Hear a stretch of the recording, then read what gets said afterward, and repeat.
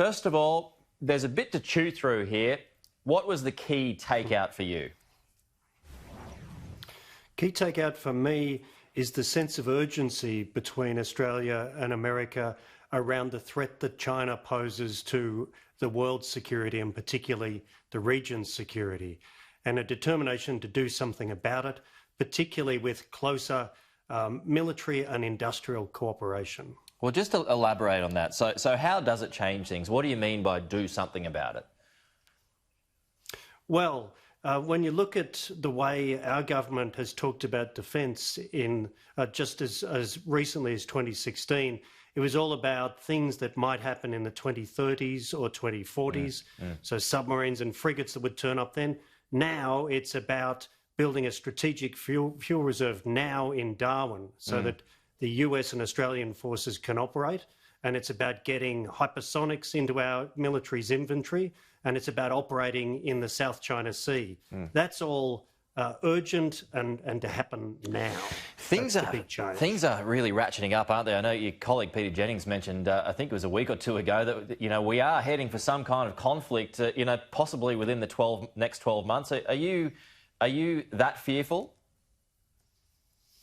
I think that's absolutely credible because of Beijing's assertiveness during the pandemic. You look at what they're doing in the South China Sea and on the Indian border.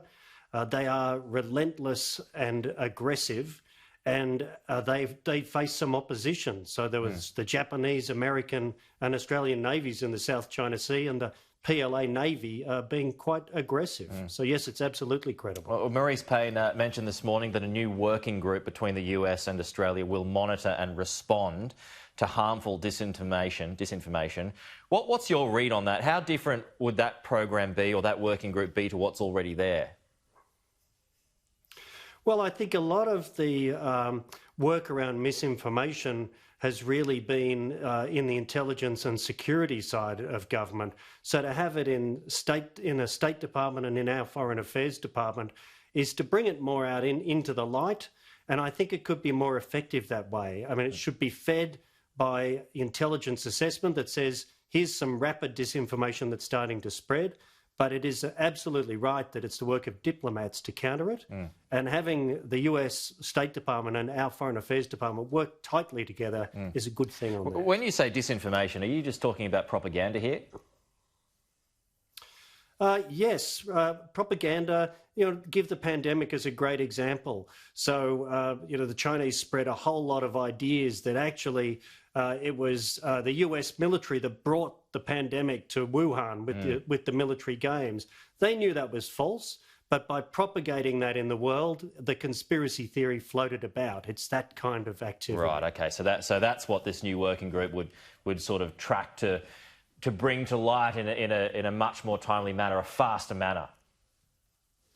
And if you don't do it quickly, it takes off. Misinformation is a bit like a virus itself. Yep, okay. Well, it's not just these statements, Michael, on Hong Kong and China.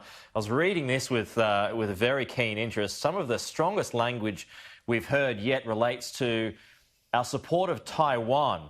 And this is a part of the statement that says the US and Australia highlighted that recent events only strengthened their resolve to support Taiwan. I mean, that's really going to poke the bear, isn't it? Well, Beijing is poking the world bare with what it's doing in Hong Kong. It's saying, look, any offer of one country, two systems to Taiwan is dead, and that means there's no chance of peaceful unification with Taiwan, and that means these threats of force and invasion of Taiwan are real. Those threats have to be countered. So seeing the UK, Canada, Australia and America all stand up for Hong Kong's freedom and set the scene to protect Taiwan, that's essential now. It is being seen in some quarters, it was said this morning that this isn't about picking America versus China. Mike Pompeo said that. It kind of has that feel to it, though, Michael. But you agree with Secretary Pompeo, don't you? And you've written a piece about that this week. Why do you agree with him? Well, I agree with America that China is not just a bilateral America-China problem.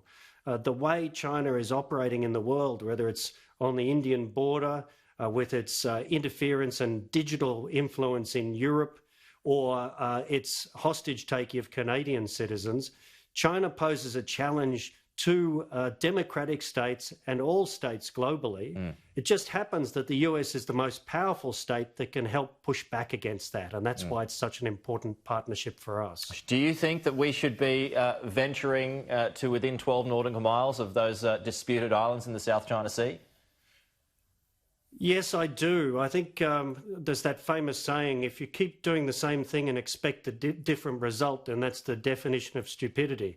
So we've been doing this patrolling not within 12 nautical miles of these illegal claims that China has made for years now. And all it's done is license China building more military facilities on those places. So we've got to change what we do. OK, so if we move in and talking about irritating China, that will certainly do that, but that will kind of halt its territorial ambitions. Is that what you're saying? Yes, well, we've got to change the dynamic. The next step for Beijing is to declare more control, things like an air defence identification zone to try and control more of that territory. We've got to prevent that happening, and you prevent that happening by changing the momentum. So this is not Australia sailing there alone. It should be with the US and any other regional or international partners, the Japanese, the UK, any regional partners that we can. And doing it with the US considerably reduces the risk of Beijing doing something stupid.